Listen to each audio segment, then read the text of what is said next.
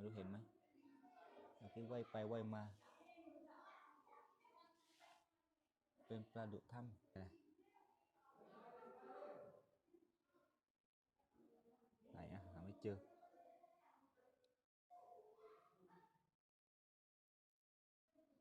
แถวนั้นแหละ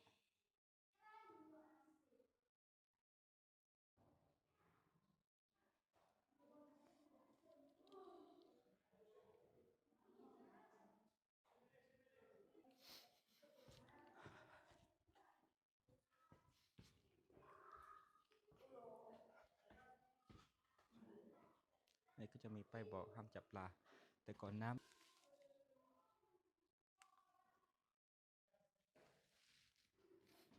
มีปลาดุกถ้ำ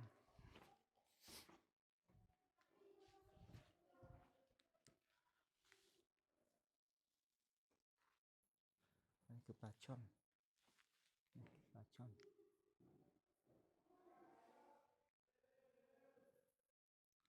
มันจะเป็นลายปลาช่อนถ้ำมาเนี่ยเป็นลายกุ้งถ้ำกุ้งถ้ำอยู่ในถ้ำ